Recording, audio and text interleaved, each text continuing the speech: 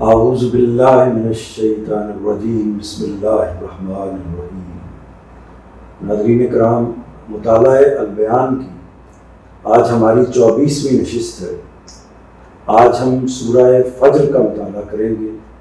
یہ قرآن مجید کی 89 نمبر سورہ ہے، اور ہم انشاءاللہ آج اس سورہ کو مکمل نہیں پڑھیں گے بلکہ 1 تا 14 آیات کا مطالعہ کریں گے انشاءاللہ۔ ہم استاد گرامی جناب جاوید احمد صاحب محمدی کی تفسیر البیان کا مطالعہ کر رہے ہیں۔ تو میں آغاز کرتا ہوں۔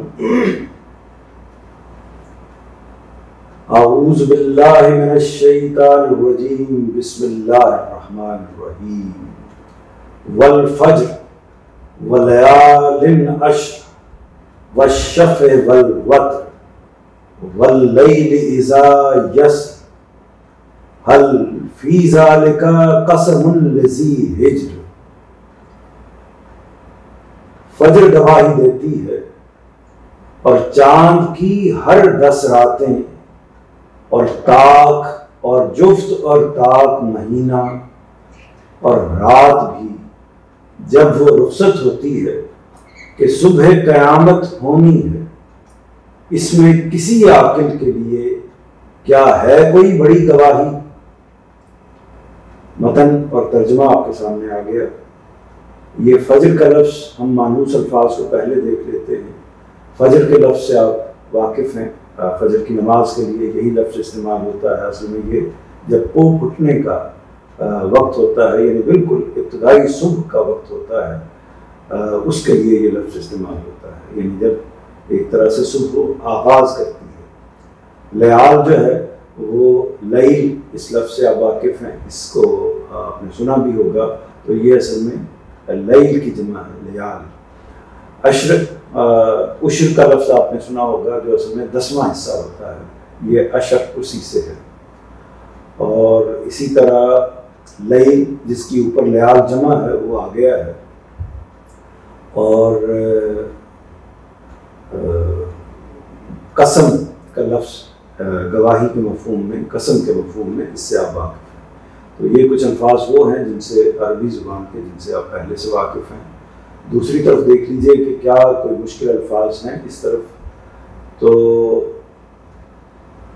جفت اور طاق یہ عام طور پر ہماری زبان میں بالعموم استعمال ہوتے ہیں، اور یعنی جفت اس عدد کے لیے استعمال ہوتا ہے جو جوڑا ہے، یعنی دوہرے عدد کے لیے 2، 4، 8، 10، اور طاق وہ جو تنہا ہوتا ہے، یعنی وہ جو جفت کے مقابل میں استعمال ہوتا ہے، یعنی 1، 3، 7، 9 وغیرہ وغیرہ۔ اور اس میں کسی عاقل کے لیے کیا ہے کوئی بڑی گواہی؟ تو اس میں کوئی ایسی چیز نہیں ہے کہ جس کو ہم مشکل الفاظ کے طور پر شمار کریں۔ مفہوم کی طرف آگے بڑھتے ہیں۔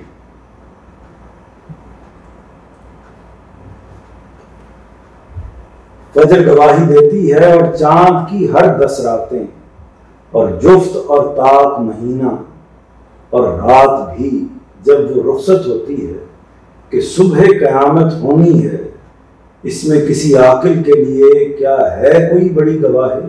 عقل مند کے لیے استعمال ہوتا ہے، عقل سے یہ لفظ بنا ہے، یعنی عقل رکھنے والا۔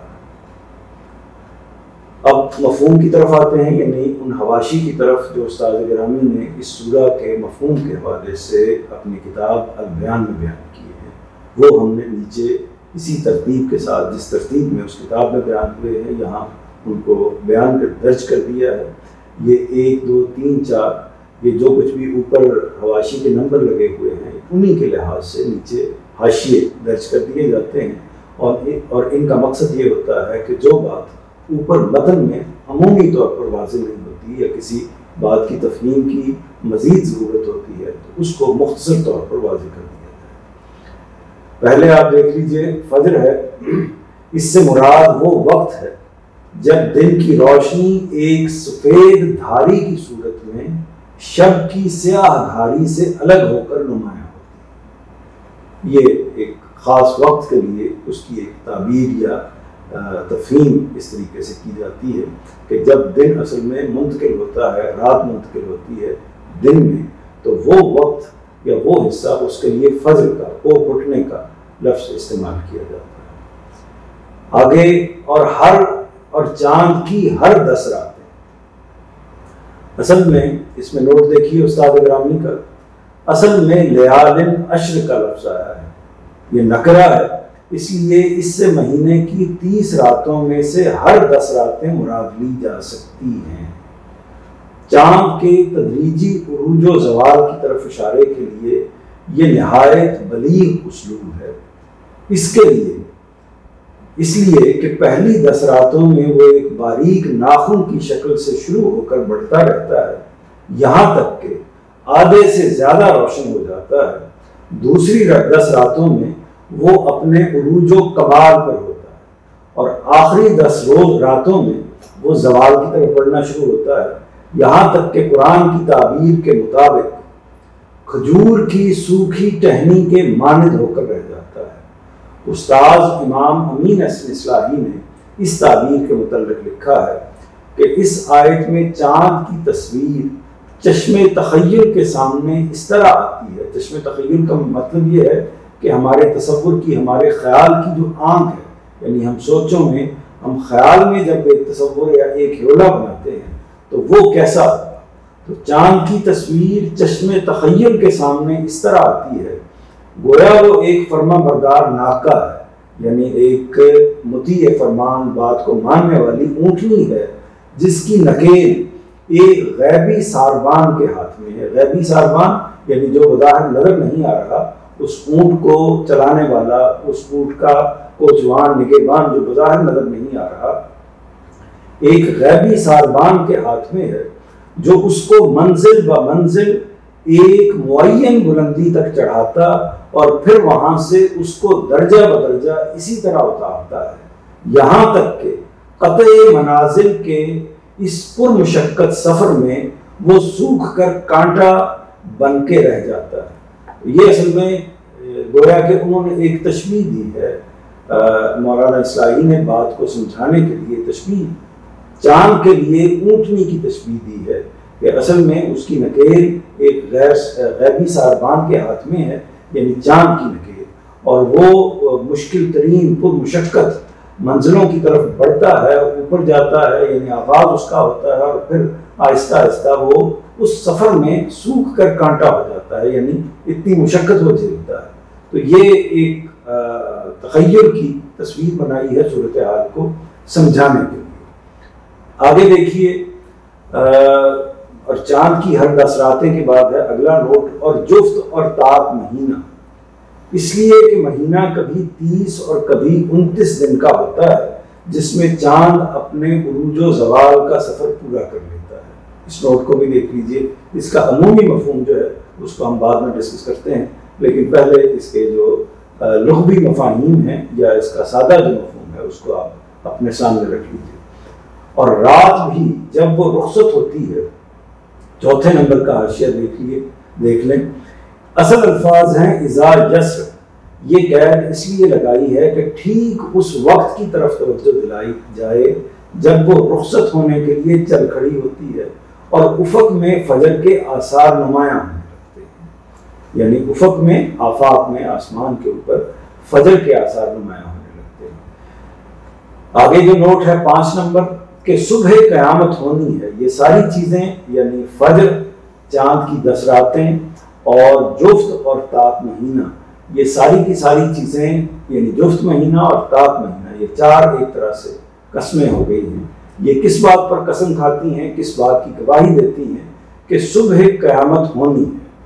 اور اس پر جو نوٹ ہے 5ویں، یعنی رات جس طرح مختلف مراحل سے گزر کر فجر تک پہنچتی ہے اور چاند جس طرح 10 راتوں میں اپنے منازل طے کرتا ہوا کبھی 29 اور کبھی 30 دنوں میں اپنا سفر پورا کر لیتا ہے، اس میں ترتیب و تدریج اور اس کے ساتھ نتیجہ خیزی کا ایک حیرت انگیز قانون ہے جو صاف کار فرما نظر آتا ہے۔ پھر یہ بات بھی نظر آتی ہے کہ یہ خدا کے ہاتھ میں مسخر ہے یعنی اس کے تابع فرمان ہے۔ اللہ تعالیٰ جس طرح مرضی چاہے ان کو چلا سکتا ہے۔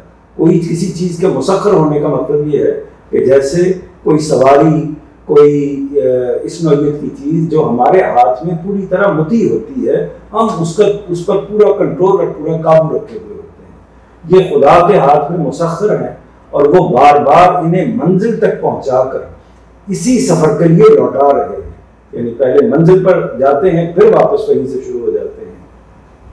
اس لحاظ سے دیکھیے تو قرآن کی اس بات کو ماننے میں بھی کسی عاقل کو کوئی تردد نہیں ہونا چاہیے کہ ہماری یہ دنیا بھی ایک دن لازماً اپنے انجام کو پہنچے گی اور صبح قیامت ہو کر رہے گی، جس میں مرنے والے ایک مرتبہ پھر زندگی کی طرف لوٹا دیے جائیں گے۔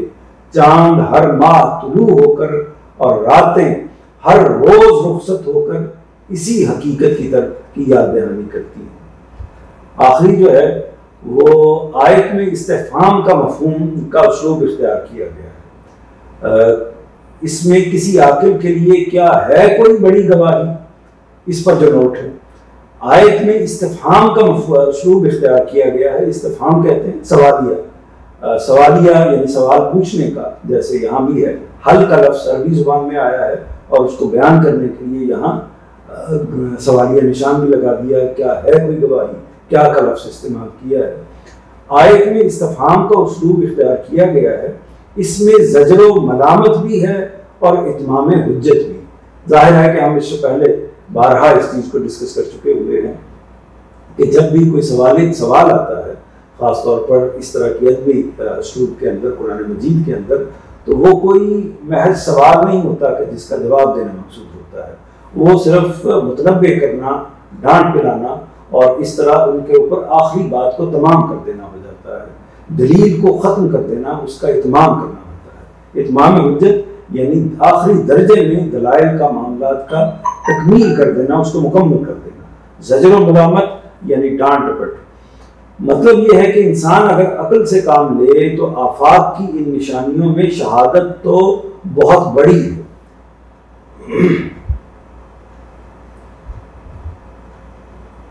معذرت تھوڑا سا نیچے کرنا ہوگا اس کو۔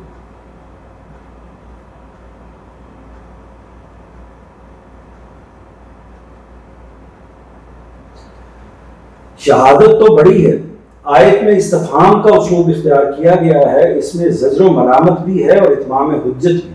مطلب یہ ہے کہ انسان اگر عقل سے کام لے تو آفاق کی ان نشانیوں میں شہادت تو بہت بڑی ہے، لیکن قریش کے ان فرائض میں کیا کوئی عاقل ہے بھی؟ یعنی یہ سوال پوچھا گیا ہے کہ یہ چیزیں بہت بڑی شہادت دے رہی ہیں کہ یہ واقعہ قیامت کا ہو کر رہنا ہے، یہ ساری چیزیں اس بات کی گواہی دے رہی ہیں، لیکن آفاق کی ان شہادتوں کے اندر قریش کے ان فرائض میں کیا کوئی عاقل ہے بھی؟ یعنی ان کو دیکھنے کے بعد ان سے یاد دہانی حاصل کرنے والا، اس سے علم حاصل کرنے والا، یہ جو بھی شہادتیں ان کے سامنے پیش کی جا رہی ہے، تو قریش کے ان فرعونوں میں، فرعون کی جمع ہے، قریش کے ان فرعونوں میں کیا کوئی عقل مند ہے جو اس صورتحال سے آگاہ ہو سکے، اپنی عقل کو بیدار رکھتے ہوئے وہ اس بات کو سمجھ سکے؟ تو یہ ایک اس طریقے سے سوالیہ نشان کے طور پر یا ایک سوال کے طور پر ہمارے سامنے یہ بات آ گئی ہے۔ اس کو مزید میں اب تھوڑا سا تفصیل کرنے کی کوشش کرتا ہوں اس کی۔ اس میں آپ ایک دفعہ پھر دیکھ لیجئے، اس میں ایک سوال تو یہ پیدا ہو، 2-3 سوال اس میں پیدا ہوتے ہیں، اگر بعد میں بھی اس طرح کی کوئی چیز ہوئی تو اس کو ہم ڈسکس کر لیں گے، کہ فجر گواہی دیتی ہے اور چاند کی ہر 10 راتیں گواہی دیتی ہیں، اور جفت اور مہینہ گواہی دیتا ہے اور تاب مہینہ گواہی دیتا ہے۔ اس میں 1-2 ایشوز ہیں۔ وہ ایک ایشو تو یہ ہے کہ چاند کی ہر 10 راتیں، جبکہ قرآن مجید میں یہاں چاند کا لفظ استعمال نہیں ہوا، وہاں جو لفظ استعمال ہوا ہے وہ 10 راتوں کا لفظ استعمال ہوا ہے۔ تو استاذ نے جو اس کا ترجمہ کیا ہے وہ چاند کی ہر 10 راتیں کیا ہے۔ تو اس میں مفسرین کے مختلف اقوال ہیں، وہ بعض مفسرین اس سے چاند کی 10 راتیں مراد نہیں لیتے، یعنی مہینے میں پہلی 10 راتیں، دوسری یا تیسری 10 راتیں مراد نہیں لیتے، اور اس پہ ظاہر ہے کہ اس جو یہ پریزنٹیشن ہے استاذ نے کی ہے، اس پر یہ سوال کوئی شخص کر سکتا ہے کہ راتیں تو چاند کی جو ہوتی ہیں وہ 10 نہیں بلکہ 29 یا 30 ہوتی ہیں، تو پھر یہاں تو 10 راتیں بیان کیا گیا ہے، تو انہوں نے اس کو چاند کی طرف کیوں مخصوص کیا ہے؟ تو ایک اس پر یہ اشکال یا سوال پیدا ہو سکتا ہے۔ ان چیزوں کو حل کرنے کے لیے مختلف مفسرین نے مختلف اپنے اندازے قائم کیے ہیں کہ ان 10 راتوں میں کون سی راتیں مراد ہیں۔ تو مختلف لوگوں نے کچھ مخصوص ایام کو متعین کرنے کی کوشش کی ہے، مختلف مفسرین نے، کہ فلاں 10 راتیں مراد ہیں، لیکن وہ ساری کی ساری باتیں جو ہیں وہ ایک اندازہ ہیں، ایک خیال ہے۔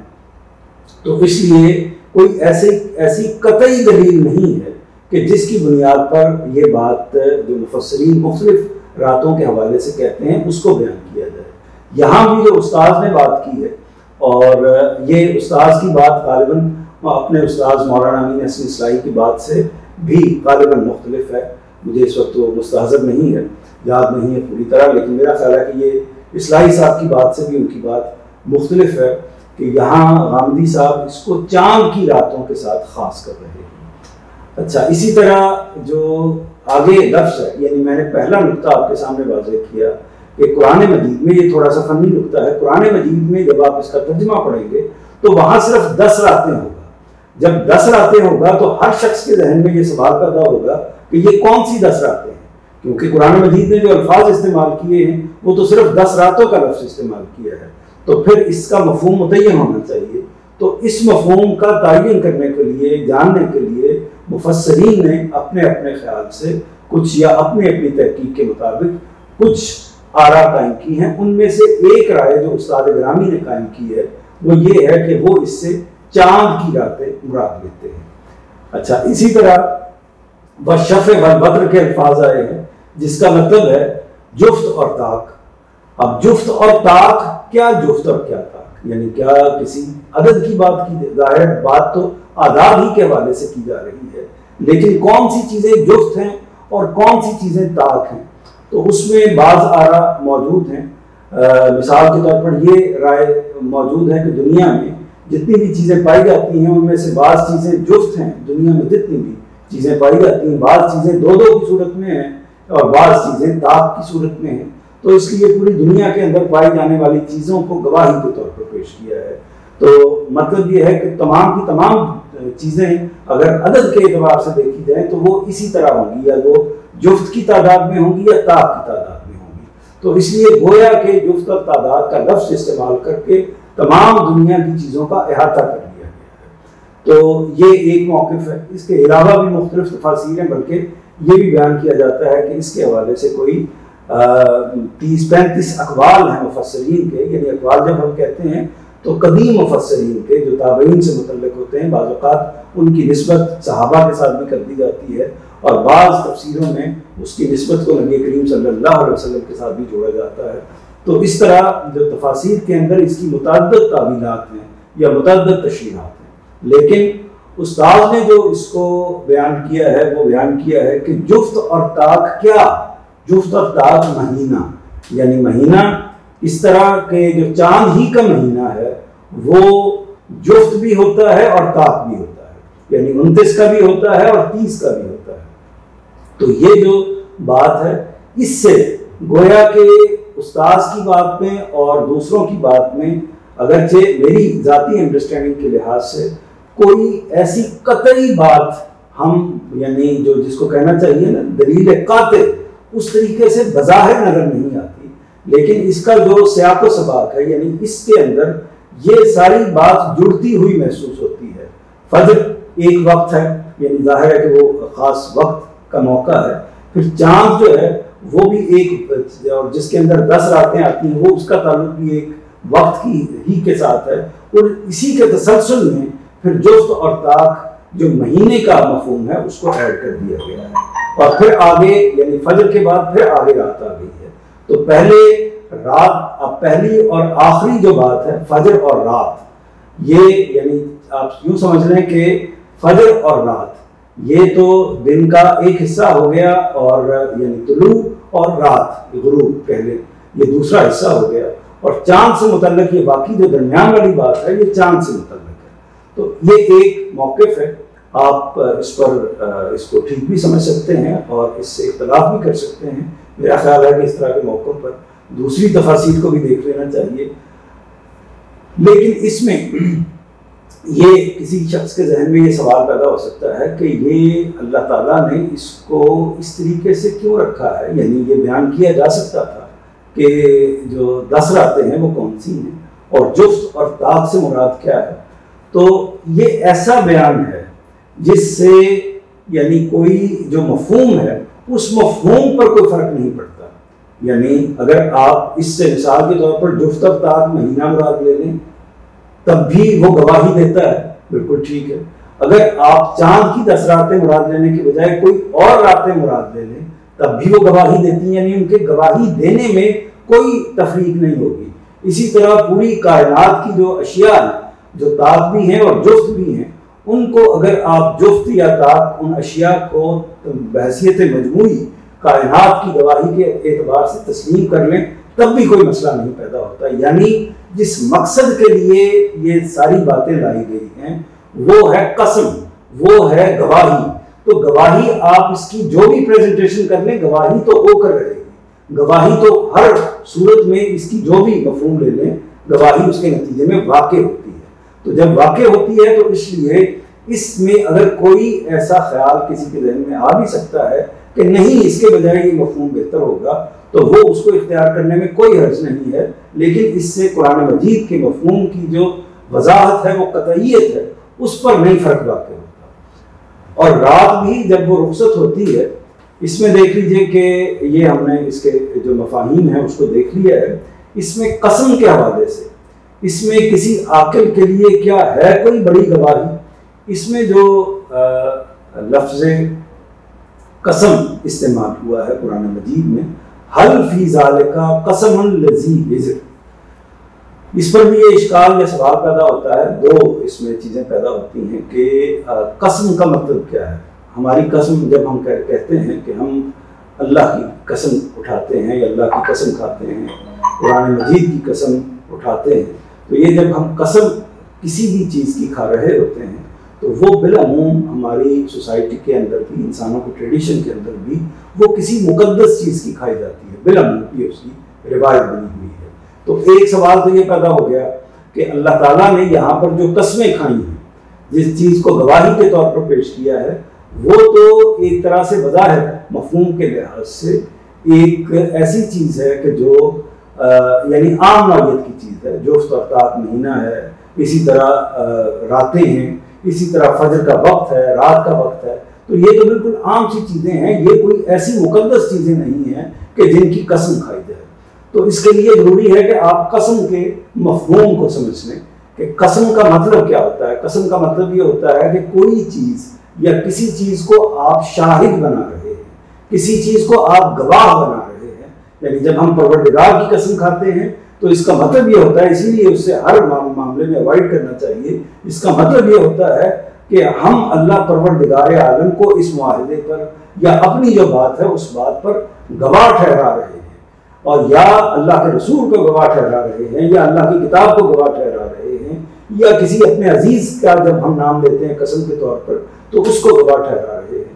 تو اس لیے یہ گواہ ٹھہرانا ہے. تو گواہ وہی ہو سکتا ہے کہ جو اسٹیبلش ہو, جو متحقق ہو.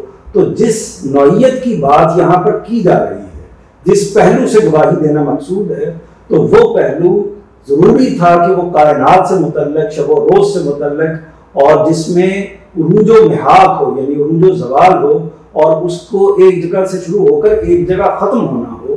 تو اسی پہلو سے, کیونکہ اگر اس پر جو مقسم علیہ ہے, جس بات کے لیے قسم کھائی جا رہی ہے, وہ کیا ہے, وہ یہ ہے کہ صبح قیامت ہو کر رہی ہے, یعنی اس کے لیے یہ قسم کھائی ہے. تو اب جو ہے وہ ایک اعتبار سے ایک مفہوم آپ کے سامنے آ گیا. اس کے کچھ جو اشکال ہو سکتے تھے ان کو بھی میں نے آپ کے سامنے بیان کر دیا ہے. اب آگے بڑھتے ہیں. أَلَمْ تَرَ كَيْفَ فَعَلَ رَبُّكَ بِعَادٍ إِرَمَ ذَاتِ الْعِمَادِ الَّتِي لَمْ يُخْلَقْ مِثْلُهَا فِي الْبِلَادِ وَثَمُودَ الَّذِينَ جَابُوا الصَّخْرَ بِالْوَادِ وَفِرْعَوْنَ ذِي الْأَوْتَادِ الَّذِينَ طَغَوْا فِي الْبِلَادِ فَأَكْثَرُوا فِيهَا الْفَسَادَ فَصَبَّ عَلَيْهِمْ رَبُّكَ صَوْتَ عَذَابٍ إِنَّ رَبَّكَ لَبِالْمِرْصَادِ إِنَّ رَبَّكَ لَبِالْمِرْصَادِ تو نے دیکھا نہیں کہ تمہارے پروردگار نے آگ کے ساتھ کیا کیا؟ وہی ستونوں والے ارم جن کے برابر دنیا کے ملکوں میں کوئی قوم پیدا نہیں کی گئی، اور سمود کے ساتھ جنہوں نے وادی القریٰ میں پتھر تراشے، اور میخوں والے فرعون کے ساتھ یہ وہ لوگ تھے جنہوں نے دنیا کے ملکوں میں سر اٹھایا اور ان میں بڑا اودھم مچایا، تو تیرے پروردگار نے ان پر عذاب کا تازیانہ برسا دیا۔ حقیقت یہ ہے کہ اس طرح کے سرکشوں کے لیے تیرا پروردگار گھات لگائے رہا ہے۔ تو یہ اس میں دونوں پہلوؤں سے دیکھ لیجئے۔ مانوس الفاظ کیا ہو سکتے ہیں؟ فعلا فعل، اس لفظ سے آپ واقف ہیں۔ رب کا رب کا لفظ ہے۔ اسی طرح جو مزید لفظ مثلھا، مثال کے مفہوم میں ہم استعمال کرتے ہیں۔ یخلق، تخلیق کا لفظ اسی سے ہے، اور بلاد کا لفظ بھی ہمارے مفہوم میں آ جاتا ہے، عام طور پر ہم اس کو استعمال کر لیتے ہیں۔ اور فرعون یہ ہم جانتے ہیں ایک شخصیت کا نام ہے، اور اسی طرح فَأَكْثَرُوا کثرت کے مفہوم میں اس کو استعمال کرتے ہیں۔ فساد کے لفظ سے ہم واقف ہیں، اور سوتا بعض اوقات استعمال ہو جاتا ہے عذاب کے کوڑے کے مفہوم میں۔ اور یہ چند الفاظ ہیں جن سے آپ کچھ نہ کچھ مانوس ہوں گے، واقف ہوں گے۔ دوسری طرف دیکھیے کہ کوئی ایسا لفظ جو جس کا مفہوم آپ کو نہیں معلوم ہوگا، یا مشکل الفاظ جس کو ہم کہہ سکتے ہیں۔ تمہارے پروردگار نے عاد کے ساتھ کیا کیا؟ عاد ایک قوم کا نام ہے۔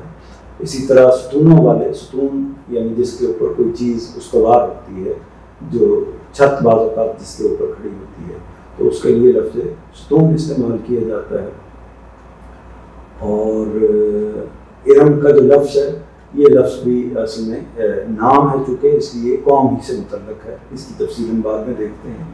باقی وادی القریٰ یعنی یہ مکہ کے لیے استعمال ہوتا ہے۔ قریٰ قریہ کی اصل میں جمع ہے، تو یہ القریٰ چونکہ مکہ کو کہا جاتا تھا، تو اسی نسبت سے جو اس ایریے کا یا اس حجاز کا جو علاقہ ہے اس کے لیے یہ استعمال ہوتا ہے۔ میخوں والے فرعون، میخ کہتے ہیں کیل کو، یا وہ چیزیں، یعنی وہ کیل چھوٹا بھی ہو سکتا ہے، وہ کیل بڑا بھی ہو سکتا ہے۔ بلموم جو خیموں کے لیے استعمال کیے جاتے تھے، کیل خیمے لگانے کے لیے، ان کو میخیں کہتے ہیں، اور عام کسی بھی کیل کو میخ کہتے ہیں۔ اور بڑا اودم مچایا ہے، یعنی بڑا غلغلہ، بڑا شور مچایا ہے، اور جس کو غلغپاڑا کا لفظ ہم استعمال کرتے ہیں اپنی زبان میں، اس کے لیے اودم کا لفظ بھی استعمال ہوتا ہے۔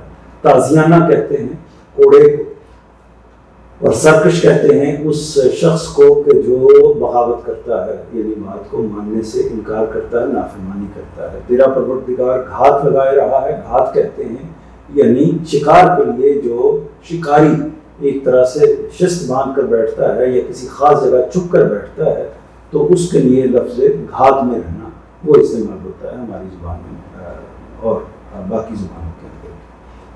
تو یہ مانوس الفاظ بھی آپ کے سامنے آ گئے، مشکل الفاظ بھی آپ کے سامنے آ گئے۔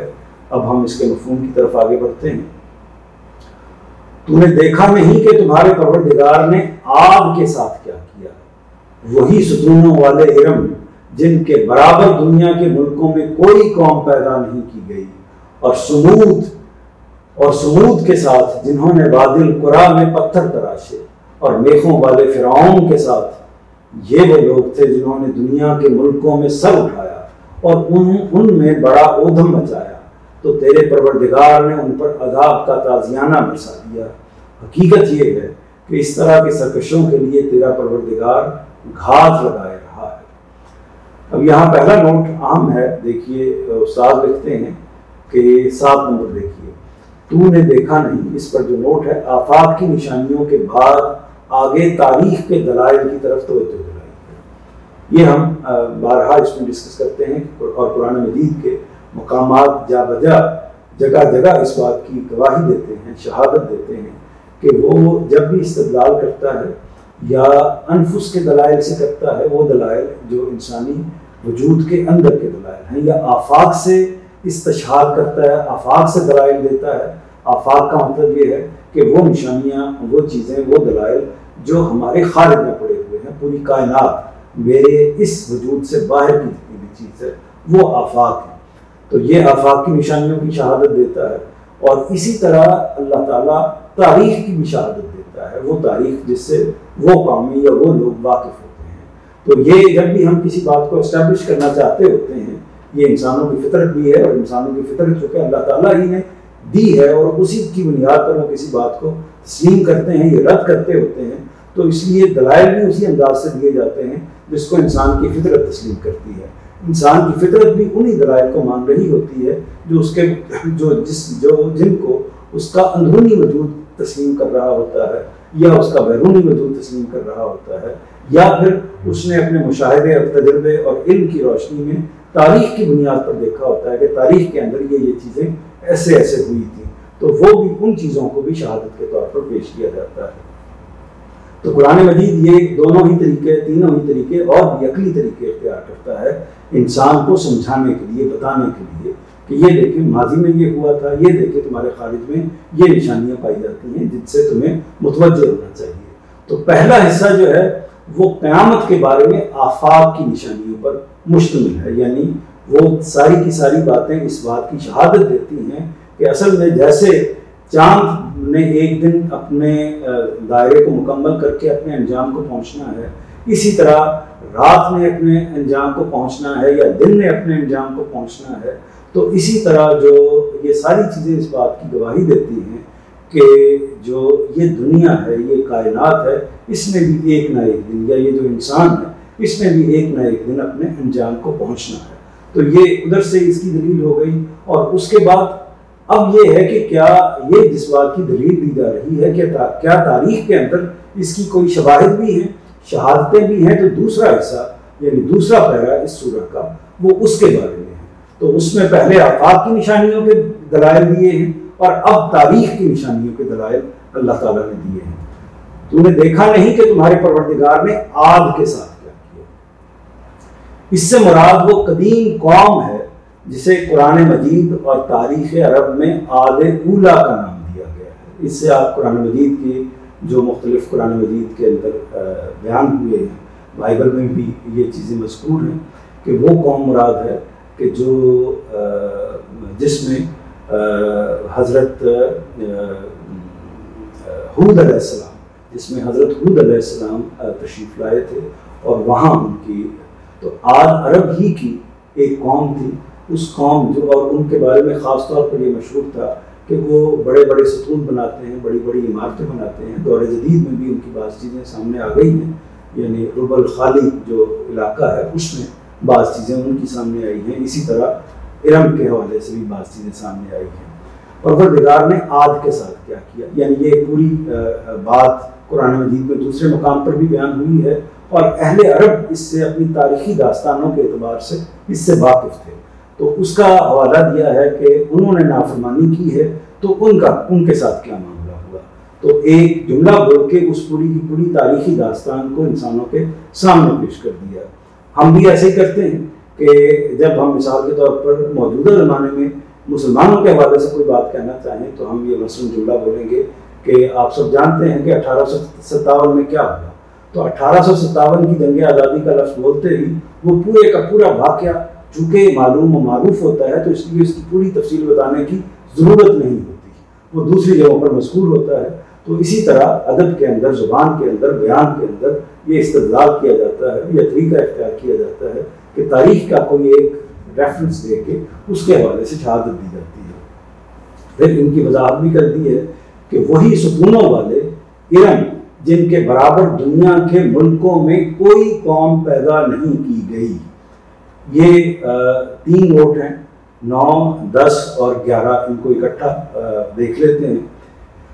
یہ اس قوم کی تعمیری ترقیوں کی تعبیر کے لیے اسی طرح کا کنایا ہے جس طرح سورہ سبا کی آیت 13 میں سیدنا سلیمان علیہ السلام کے جود و کرم اور فیاضی کی تعبیر کے الفاظ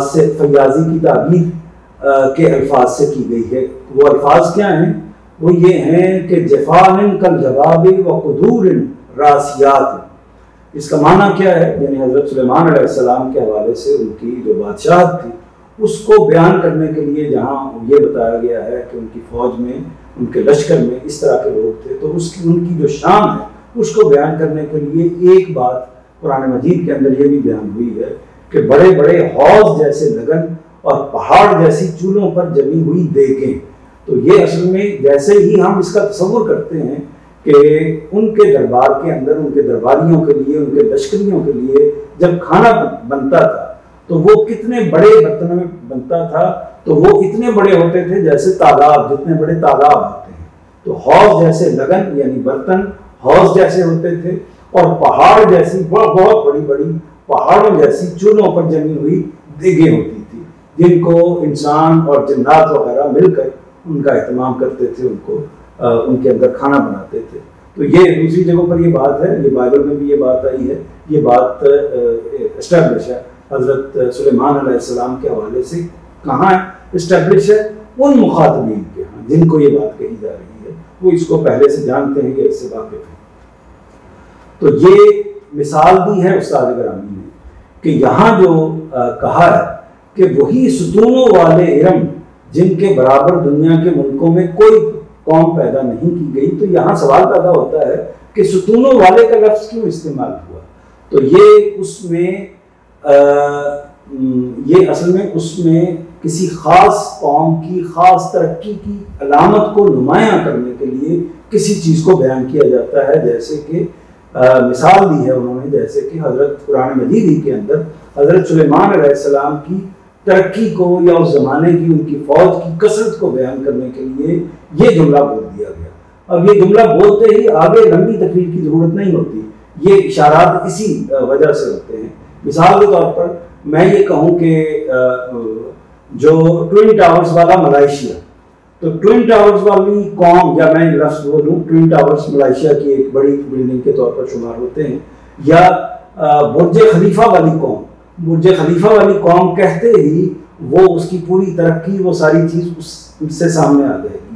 تو اسی طرح جب زبان میں اس طرح کی کوئی مثال دی جاتی ہے تو استاد یہ بیان کرنا چاہتے ہیں تو اس کا مقصد یہ ہوتا ہے، یہ ہم اپنی زبان میں بھی استعمال کرتے ہیں اور قرآن مجید میں اس کو بھرپور طریقے سے استعمال کیا ہے۔ پھر آگے جو بات انہوں نے واضح کی ہے کہ انہیں، یعنی جو قوم عاد ہے، انہیں عاد ارم اس لیے کہا جاتا ہے کہ یہ لوگ سامی نسل کی اس شاخ سے تعلق رکھتے تھے جو ارم بن سام بن نوح سے چلی تھی۔ یہاں خاص طور پر اس نسبت کے ساتھ ان کے ذکر کی وجہ یہ ہے کہ ان کی فوجی اور تعمیری ترقیوں کی ابتدا اسی ارم سے ہوئی۔ یہ بھی ذہن میں رکھ لیجیے کہ جب بھی کسی قوم کو بعض اوقات ایسا ہوتا ہے کہ کسی قوم کا نام کسی خاص شخصیت کے نام پر پڑ جاتا ہے، اس شخصیت کے حوالے سے کوئی قوم کسی قوم کے اندر وہ چلتی چلی آتی ہے، اس کے اندر ایک بڑی شخصیت پیدا ہوتی ہے، تو اسی کے لحاظ سے اس کا نام دنیا لینا شروع کر دیتی ہے، اور خود بھی اپنے آپ کو پھر اسی نام سے جاننے لگتے ہیں۔ مثال کے طور پر قریش کا جو لفظ ہے، یعنی قریش کی جو قوم ہے، تو قریش کیا ہے؟ قریش اصل میں انہی کے سلسلے کے بہت تھوڑا سا پیچھے چلے جائیں تو بنی اسماعیل ہی کی ایک شخصیت کا نام ہے قریش، جس نے عربوں کے اندر یا قریشیوں کے اندر ایک ان کی سیادت کو، ان کے نظام کو اسٹیبلش کیا تھا اور اس کو ایک بڑی قوم کی صورت میں ان کی تعمیر کی تھی، تو اس لیے ان کا نام قریش کے حوالے سے پکارا جانے لگا اور وہ قریش کہلانے لگے۔ اسی طرح مثال کے طور پر اسرائیل ہم جیسے کہتے ہیں یا بنی اسرائیل کہتے ہیں، تو وہ بھی کسی خاص شخصیت سے حضرت یعقوب علیہ السلام کے حوالے سے وہ مخصوص ہے۔ تو اس میں جو میں یہ عرض کر رہا تھا کہ یہ جو جتنے بھی اس طرح کی چیزیں استعمال ہوتی ہیں، یہاں ایک لفظ آیا ہے کنایا۔ کنایا اصل میں کہتے ہیں، یہ بھی چونکہ ہم اس کتاب کو اس طریقے سے سمجھنے کی کوشش کر رہے ہیں کہ اس کے اندر جو الفاظ استعمال ہو رہے ہیں یا جو تفہیم کی گئی ہے وہ ہم تک جتنی ہم اور اس کو منتقل کر سکتے ہیں اپنے تک، اس کو منتقل کر لیں۔ تو یہ بات جو یہ اس قوم کی ترقیوں، تعمیری ترقیوں کی تعبیر کے لیے اسی طرح کا کنایا ہے۔ اب کنایا ایک اصطلاح ہے، کنایا جس کو آگے بیان بھی ہم نے اس کی وضاحت بھی کر دی ہے، جیسے میں نے برج خلیفہ کا لفظ استعمال کیا، تو برج خلیفہ ایک کنایا ہے۔ کنایا اصل میں ایک اشارہ ہوتا ہے، وہ اشارہ اتنا دل نواز خوبصورت ہوتا ہے کہ وہ اشارہ دے کے آپ ایک لفظ بولتے ہیں، آپ کو لمبی گفتگو کرنے کی ضرورت نہیں ہوتی، وہ ایک اشارہ پوری کی پوری بات کو نمایاں کر دیتا ہے۔ اور اس میں ایک خوبصورتی یہ ہوتی ہے کہ وہ یعنی اس کے اندر ایک خاص ادبی چاشنی بھی پیدا کر دیتا ہے اور اس کو زیادہ نمایاں کر دیتا ہے۔ جبکہ ہم یہ کہیں کہ جی مثال کے طور پر دبئی میں بہت ترقی ہو رہی ہے، بہت زیادہ وہاں پر بلڈنگز ہیں، یہ سارے 5-7 جملے بولنے کی بجائے ایک ہی جملہ بول دیا جائے تو یہ کنایا اس مقصد کے لیے استعمال ہوتا ہے ادب کے اندر۔ تو یہ طریقہ ہر زبان کے اندر استعمال ہوتا ہے، کیونکہ تمام زبانیں ایک ہی ڈھب پر اللہ تعالیٰ نے انسانوں کو دی۔ آگے دیکھتے ہیں کہ انہیں آد ارم اس لیے کہا جاتا ہے کہ یہ لوگ سامی نسل کی اس شاخ سے تعلق رکھتے تھے جو ارم بن سام بن نوح سے چلی آتی تھی۔ تو یہ بات تاریخی طور پر تسلیم کی جاتی ہے کہ حضرت نوح علیہ السلام کے 3 بیٹے تھے، ان میں سے ایک بیٹے کا نام سام تھا، اور یہ جو اس ایریے میں عرب کے ایریے میں بسنے والی قومیں ہیں وہ سامی نسل ہی کی ہیں، اور ان کے بیٹے کا نام ارم ہے، اور پھر اسی ریفرنس سے یہ عاد کو آد ارم کہا جانے لگا۔ یہاں خاص طور پر اس نسبت کے ساتھ ان کے ذکر کی وجہ یہ ہے کہ ان کی فوجی اور تعمیری ترقیوں کی ابتدا اسی ارم سے ہوئی، یعنی جیسا کہ میں نے ابھی ذکر کیا کہ قریش کا لفظ اس نے خاص قریش نے ان لوگوں کے لیے یعنی اپنی قوم کے لیے ایک بڑا زبردست نظام قائم کیا، تو اسی سے اس قوم کا نام ارم پڑ گیا۔ اسی طرح یہ ارم بھی ان کے لیے ان کا نام قریش پڑ گیا، اور اسی طرح ارم ان کے لیے ایک حوالہ بن گیا۔ آگے دیکھتے ہیں، اور سمود کے ساتھ جنہوں نے وادی القریٰ میں پتھر تراشے، اس نوٹ کو دیکھ لیجئے، یہ اس سے پہلے 11 نمبر نوٹ ہے، یعنی تعمیری ترقیوں کے ساتھ ساتھ قد و قامت اور زور و قوت کے لحاظ سے بھی اس زمانے میں کوئی قوم ان کی ہم پایا نہ تھی۔ یعنی یہ ظاہر ہے کہ جب یہ جملہ بولا گیا ہے کہ جن کے برابر دنیا کے ملکوں میں کوئی قوم پیدا نہیں کی گئی، تو بظاہر اس سے یہی مفہوم لگتا ہے کہ جو اس زمانے کی اقوام تھی، اس زمانے کی یعنی جب یہ عاد موجود تھے، اس زمانے کی جو اقوام تھی ان کے لیول کی کوئی قوم موجود نہیں تھی، گویا کہ ان کو ایک طرح سے قوموں میں ایک برتری، غیر معمولی برتری حاصل تھی۔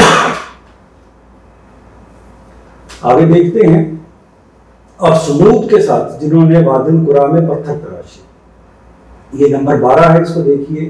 اصل میں لفظ الواد استعمال ہوا ہے، اس سے مراد وادی القریٰ ہے جہاں اس قوم نے اپنے اسلاف کے طریقے پر پہاڑوں کو ترشوا کر اپنے لیے ایوان و محل بنائے۔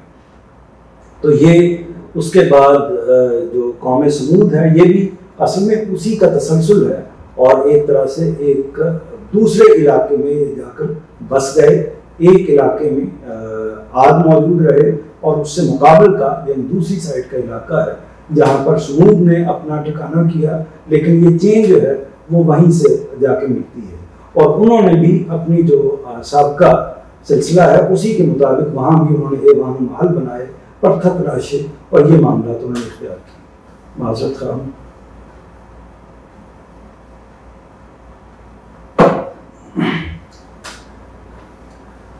تو یہ واد استعمال ہوا ہے، واد کا مطلب وادی، لیکن یہاں الف لام لگا ہوا ہے، تو الف لام استعمال ہوتا ہے کسی چیز کو خاص کرنے کے لیے، یعنی جیسے انگریزی میں ہم دی کا لفظ استعمال کرتے ہیں، تو عربی زبان میں الف لام الواد، تو اس واد سے کیا مراد ہے؟ وہی وادی القریٰ، یعنی وہ علاقہ جس میں مکہ بھی ہے اور اس کے ارد گرد کا جو علاقہ ہے۔ آگے دیکھتے ہیں، اور سمود کے ساتھ جنہوں نے وادی القریٰ میں پتھر تراشے اور میخوں والے فرعون کے ساتھ، میخوں والے فرعون، یہ بھی اصل میں اسی طرح کنایا آ گیا، جیسے پہلے ایک کنایا آیا تھا، کنائے کو اچھی طرح ذہن میں رکھ لیجیے گا، جیسے پہلے کنایا آیا تھا ستونوں کا عاد کے حوالے سے، اسی طرح استاذ نے مثال دی ہے دیگوں کی اور بڑے بڑے جو برتنوں کی جس میں ان کے لیے کھانا بنتا تھا، تو وہ مثال دی ہے یعنی قرآن مجید میں دوسرے مقام پر تو سورہ سبا کی۔ تو اسی طرح یہاں بھی دیکھیے کہ میخوں والا فرعون، میخوں والا فرعون، اس کا جو مفہوم ہے اس کو ہم دیکھ لیتے ہیں وہ کیا ہے۔ فوجیں بالعموم خیموں میں رہتی ہیں اور خیمے میخوں سے نصب کیے جاتے ہیں۔ قرآن نے ستونوں والے ارم کی طرح یہ تعبیر فرعون کی فوجوں کی کثرت کو بیان کرنے کے لیے اختیار کی ہے۔ استاذ امام لکھتے ہیں، یعنی مولانا امین حسن اسلائی لکھتے ہیں، قدیم زمانے میں مستقل فوجیں رکھنے کا رواج نہیں تھا۔ حملے یا دفاع کی ضرورت کے لیے قبیلوں اور خاندانوں کے نوجوان بالکل وقت کے وقت اپنی خدمات پیش کرتے اور ضرورت پوری ہو جانے کے بعد منتشر ہو جاتے۔ لیکن فرعون نے تورات سے معلوم ہوتا ہے کہ ملک کی حفاظت کے لیے مستقل فوج قائم کی، جو مملکت کے مختلف حصوں میں برابر اپنے ڈیروں خیموں کے ساتھ گردش کرتی رہتی تھی۔ اس نے اپنے نوابوں اور امراء پر بھی یہ پابندی عائد کر رکھی تھی کہ ایک خاص تعداد میں اسلحہ، گھوڑے اور رتھ تیار رکھیں تاکہ ضرورت پڑنے پر حکومت کی مؤثر خدمت کر سکیں۔ اسی خصوصی اختیار کی بنا پر فرعون کو ذو الاوتاد یعنی میخوں والا کہا گیا ہے۔ یہاں بھی ایک تو وہ کنایہ کی بات آپ کو امید ہے کہ واضح ہو گئی ہوگی، اور اس میں یہ جو مولانا اصلاحی کا حوالہ استاد گرامی نے دیا ہے، اس حوالے کا مطلب کیا ہے؟ مطلب یہ ہے کہ وہ جو قدیم زمانہ ہے، یہ زمانہ نبی کریم صلی اللہ علیہ وسلم کے زمانے تک قائم رہا ہے۔ پھر بعد میں، بلکہ بعد میں خلفائے راشدین کے زمانے میں بھی یہی طریقہ اختیار کیا گیا کہ اس زمانے کے اندر یہ صورتحال ایسی ہوتی تھی کہ کوئی باقاعدہ فوج نہیں ہوتی تھی۔ جب کوئی ضرورت پڑتی تھی، اصل میں ہر انسان ایک طرح سے سپاہ گری کی تعلیم حاصل کرتا تھا، تلوار اور اس طرح کی دوسری چیزوں کی مہارت حاصل کرتا تھا تاکہ وہ اپنی مدافعت بھی کر سکے، اپنے قبیلے کی حفاظت بھی کر سکے، اپنی قوم کی حفاظت بھی کر سکے، چونکہ اس میں فاتحین کا ایک خاص سلسلہ تھا۔ کوئی بھی قوم دوسری قوم پر، کوئی قبیلہ دوسرے قبیلے پر یک بیک چڑھ دوڑتا تھا، اس لیے ہر شخص کو ہر وقت تیار رہنا پڑتا تھا۔ اس کے پاس ذاتی طور پر اسلحہ بھی ہوتا تھا، گھوڑا یا اس نوعیت کی کوئی چیز بھی بالعموم ہوتی تھی اگر اس کی استطاعت ہوتی تھی۔ اور اسی طرح اور جب وہ کسی جنگ کا موقع آتا تھا تو اعلان عام کیا جاتا تھا کہ جی اب اس قوم کو جنگ کی ضرورت ہے، جہاد کی ضرورت ہے، یا دشمن کی طرف سے حملہ ہو رہا ہے، اس سے بچنے کی ضرورت ہے، تو سب مل کے نکلیں۔ تو اس آواز پر، اس اعلان پر پھر سب لوگ جو اس کی ہمت استطاعت رکھتے تھے وہ نکلتے تھے۔ تو یہ جو چیز پوری اس کلچر کے اندر ایسے ہی موجود تھی۔ تو جب فرعون نے یہ کام کیا کہ اس نے باقاعدہ فوجی بھرتی کی ہے، شاید بظاہر یہی لگتا ہے کہ تاریخ میں پہلی مرتبہ اس نے اس طریقے سے معاملہ کیا جو معلوم تاریخ ہے اس کے لحاظ سے، تو وہ اس نے اپنی باقاعدہ جب فوج بھرتی کی تو پوری ایک طرح سے جو معلوم دنیا ہے، دنیا کے سامنے یہ بات آ گئی کہ یہ اس نے ایک ڈفرینٹ واقعہ کیا ہے، ایسا کام کیا ہے کہ جو ظاہر ہے کہ اس کے نتیجے میں جب ایک باقاعدہ فوج ہوگی جو ہر وقت نظر آ رہی ہوگی، تیار ہوگی، تو وہ ایک منتشر فوج کے مقابلے میں زیادہ اسٹیبلش ہوگی، زیادہ نمایاں ہوگی۔ اچھا، اور اس فوج کا جو معاملہ ہے وہ معاملہ ہے کہ جب بھی فوج ایک جگہ سے دوسری جگہ منتقل ہوگی کسی حملے کے لیے یا کسی اور معاملے کے لیے، جب منتقل ہوگی تو ان کے پاس سامان ہوگا جس کے اندر انہوں نے ٹھہرنا ہوگا۔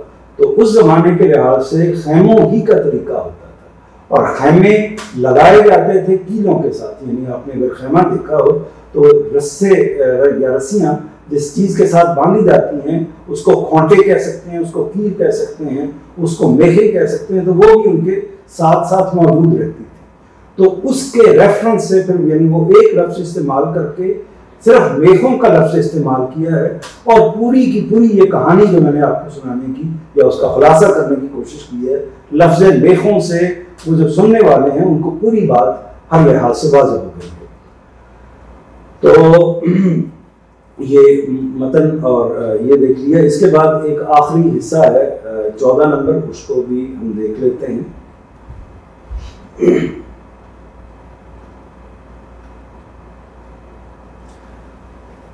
14 نمبر یہ ہے کہ حقیقت یہ ہے کہ اس طرح کے سرکشوں کے لیے تیرا پروردگار گھات لگائے رہا ہے۔ اس سے پہلے جملہ پڑھ لیجیے تاکہ یہ تسلسل سامنے آ جائے۔ یہ وہ لوگ تھے جنہوں نے دنیا کے ملکوں میں سر اٹھایا اور ان میں بڑا ادھم مچایا، تو تیرے پروردگار نے ان پر عذاب کا تازیانہ برسا دیا۔ یعنی ان اقوام کی طرف، جیسے قوم عاد کی طرف حضرت ہود علیہ السلام، اور اسی طرح قوم سمود کی طرف حضرت صالح علیہ السلام، پھر اسی طرح قوم فرعون کی طرف حضرت موسیٰ علیہ السلام آئے، اور اللہ تعالیٰ نے ان پر اپنی حجت تمام کی، اللہ تعالیٰ کے رسول کی حیثیت سے آئے، اور اللہ تعالیٰ کے رسول کے حوالے سے جو قوانین ہیں وہ ان پر نافذ ہوئے، اور وہ ایک طرح سے تباہ و برباد ہو گئی وہ قومیں۔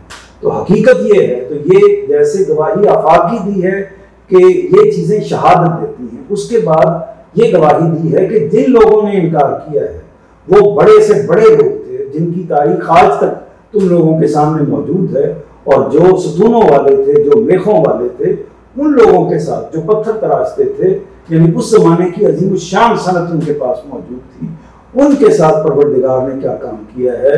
اور معاملہ یہ ہے کہ ان کے اوپر اللہ تعالیٰ نے عذاب کا تازیانہ برسا دیا ہے، عذاب کا کوڑا برسا دیا ہے، ان پر اپنا عذاب اپنے رسولوں کے ذریعے سے نافذ کر دیا ہے۔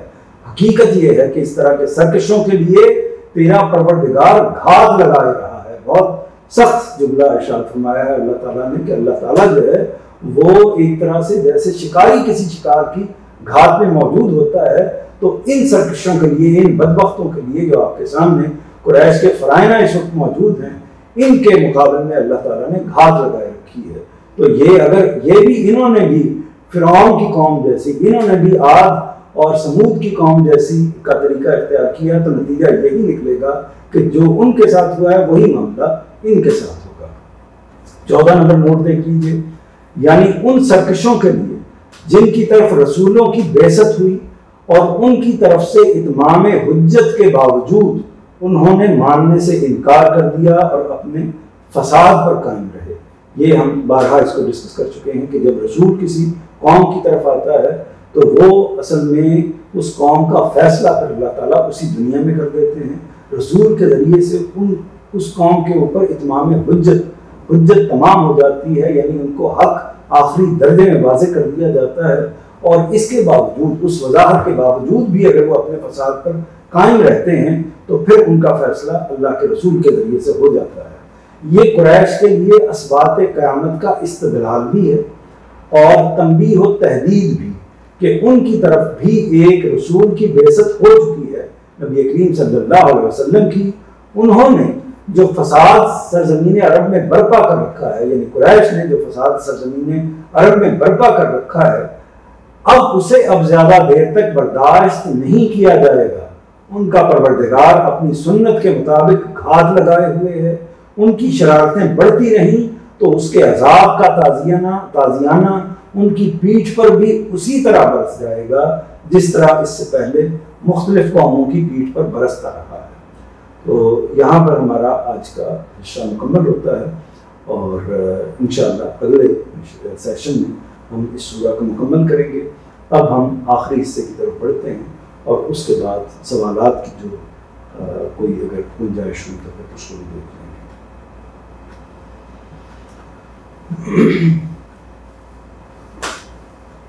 یہ اصل میں یہ حصہ جو ہے ہمارے لیے کا ہم بارہا اس میں ڈسکس کیا ہے کہ یہ حصہ وہ ہے کہ جس کے بارے میں ہم یہ سوچتے ہیں کہ کوئی ایسی چیز جو فہم سے متعلق ہو، جو عمل سے متعلق ہو، جو خاص طور پر ہم اپنے ذہن میں سوچ کے طے کر کے اپنے عمل کے حوالے سے لے کر جائیں، یا اپنی سوچ کے اندر اس کو پوری طرح طے کر کے لے کر جائیں، وہ کیا چیز ہو سکتی ہے۔ یہ اصل میں جو نقطہ ہے، یہ نقطہ پچھلے ہماری جو سورہ ہم نے سورہ غاشیہ کا مطالعہ کیا تھا اس سے متعلق ہے، لیکن پچھلی نشست میں ہم اس کو ڈسکس نہیں کر سکے تھے، تو اس لیے آج کی نشست میں موجودہ سورہ کے حوالے سے، سورہ فجر کے حوالے سے جو بات ہوگی، یا اس میں سے ہم کوئی نقطہ اخذ کریں گے اپنی اصلاح کے لیے، تو اس کو انشاءاللہ ہم اگلے سیشن میں ڈسکس کریں گے۔ تو اس میں جو نقطہ ہے وہ یہ ہے کہ جس کو سمجھنا چاہیے ہمیں، وہ یہ ہے کہ رسول اللہ صلی اللہ علیہ وسلم کی پیروی میں ہمیں مذکر بننا چاہیے، مسیطر نہیں بننا چاہیے۔ یہ ہے ایک لائن جس کو ہمیں سمجھنا ہے، اور پھر ہمیں اپنے وجود کے اندر، اپنے عمل کے اندر اس کو اپنے شعور کے اندر اور اپنی سوچوں کے اندر اس کو داخل کرنا ہے کہ نبی کریم صلی اللہ علیہ وسلم کی پیروی میں ہمیں مذکر بننا ہے، مسیطر نہیں بننا۔ اس کی تفصیل ہم آگے کرتے ہیں۔ پہلے تو وہ یاد دہانی کے طور پر وہ حصہ پڑھ لیجئے جس کی بنیاد پر یہ بات کہی جا رہی ہے، فذکر انما انت مذکر۔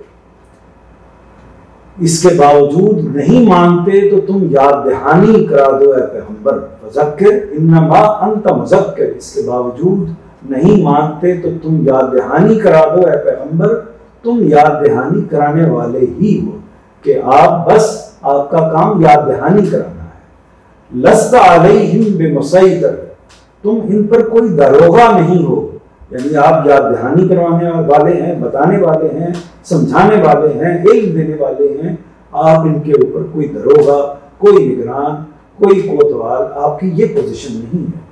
الا من تولی وکفر، ماننے والے یقیناً مانیں گے، رہے وہ جو منہ موڑیں گے اور انکار کر دیں گے، فَيُعَذِّبُهُ اللَّهُ الْعَذَابَ الْأَكْبَرَ، تو اللہ انہیں بڑے عذاب سے دوچار کرے گا۔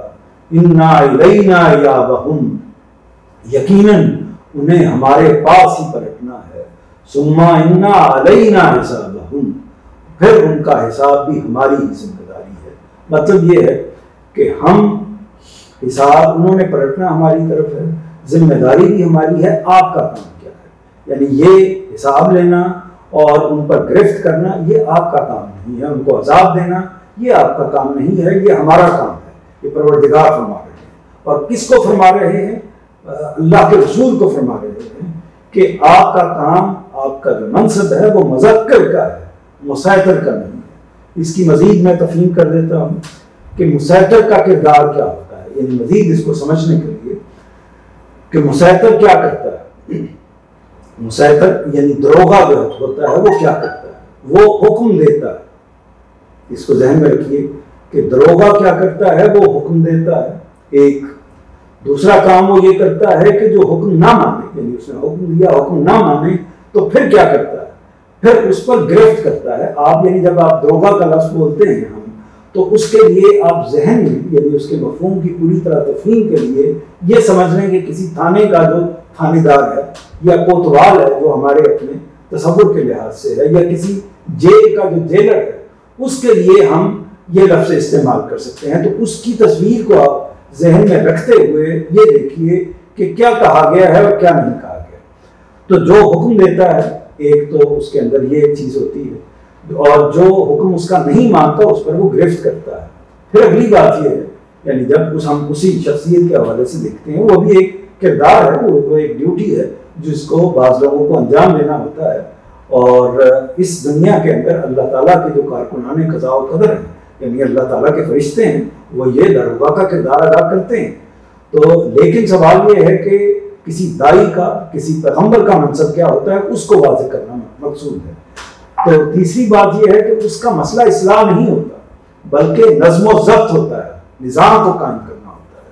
اسی طرح جو مسیطر ہے اس کا کام نگرانی اور قانون کا نفاذ ہوتا ہے، لوگوں سے محبت اور ان کی خدمت نہیں ہوتا، یعنی اوپر سے جو اتھارٹی سے ان کو جو حکم دیا جاتا ہے اسی کی تعمیل کرنا، اسی کو نافذ کرنا اور لوگوں کو اس کے مطابق چلانا ہی اس کا مقصد ہوتا ہے۔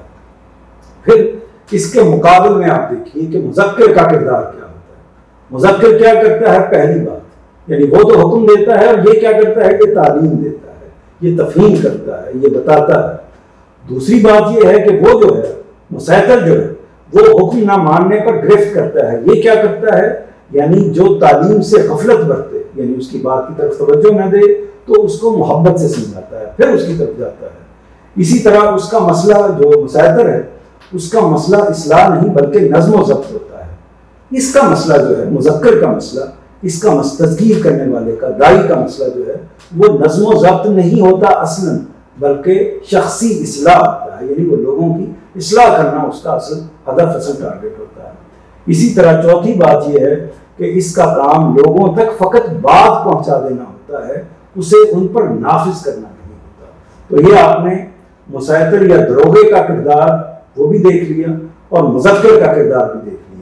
اور یہ دیکھ لیا کہ اللہ تعالیٰ نے اپنے پیغمبر صلی اللہ علیہ وسلم کو کیا منصب دیا ہے. فرمایا ہے فذکر، آپ یاد دہانی کرائیے بس، انما انت مذکر، آپ تو فقط یاد دہانی کرانے والے ہیں، لست علیہم بمسیطر، آپ ان پر کوئی داروغہ نہیں لگائے ہوئے. اب یہ پیغمبر کا منصب، یہ اللہ تعالیٰ کا حکم اور یہ فرمانا کہ ان کو چھوڑ دیجئے ان کے حال پر، ان کے ساتھ جو حساب کا معاملہ کرنا ہے اس کی ذمہ داری ہماری ہے، یعنی پروردگار کی ہے.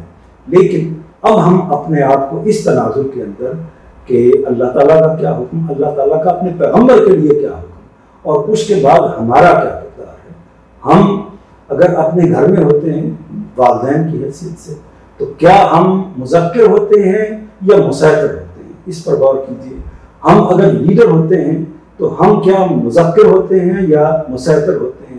ہم داعی ہوتے ہیں، دین کی دعوت کو، کسی اصلاح کی دعوت کو لے کر اٹھتے ہیں تو ہم کیا کرتے ہیں، ہم اصل میں لوگوں کے بارے میں فیصلہ کر رہے ہوتے ہیں کہ وہ کافر، وہ اسلام سے خارج، وہ اس نے یہ غلط کر دیا، اب وہ اس کو تو جہنم کی سزا اس کے لیے خاص ہو گئی.